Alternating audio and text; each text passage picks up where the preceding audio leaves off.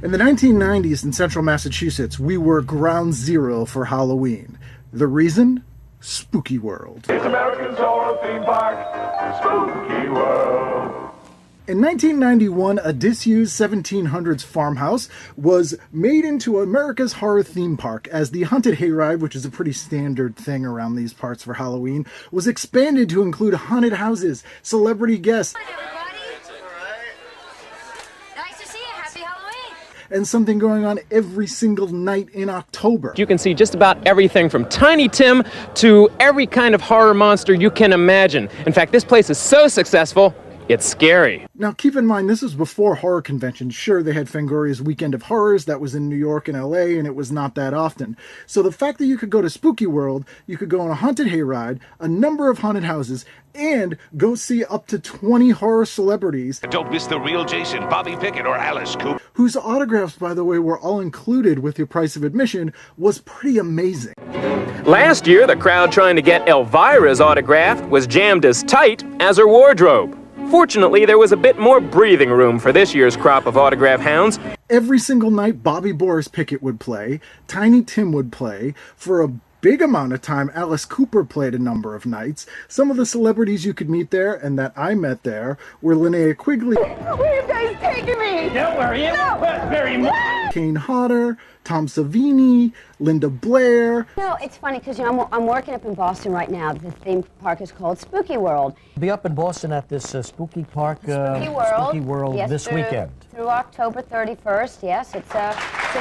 Good. For a great cause. Oh, great. And a whole lot more. There was also the American's Horror Supermarket, which, again, we didn't have Spirit Halloween stores, you didn't have the internet, there were not places you could buy horror stuff. This was where you could get cool masks, original movie posters. I bought a Dawn of the Dead original one-sheet when I was a kid. You couldn't get this stuff anywhere, but they had it there.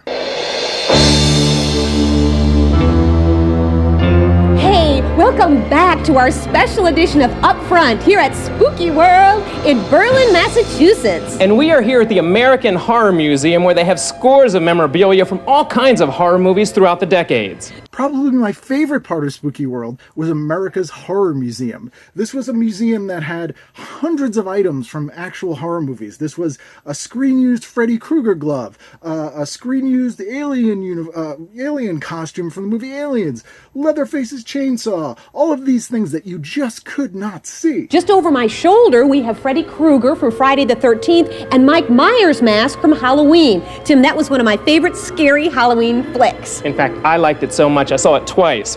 In 1993, Tom Savini opened his own haunted house that he designed within Spooky World, Tom Savini's Haunted House.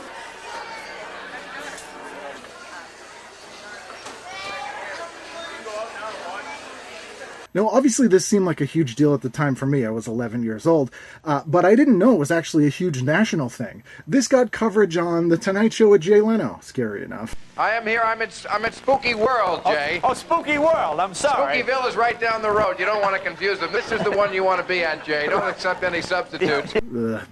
Bill Maher. And believe me, it is spooky. Just look up here, Jay.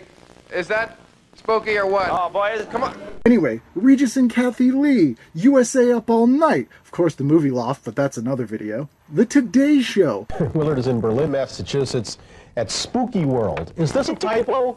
Willard, how you doing? Good morning. No, listen, we're the typos. This is Spooky World. All kinds of national news coverage. ESPN was there. It was pretty insane. People are getting the yell scared out of them at Spooky World in Massachusetts. Spooky World lasted until 1998 when, unfortunately, the state came and said that the area that Spooky World sat on was not safe for human beings.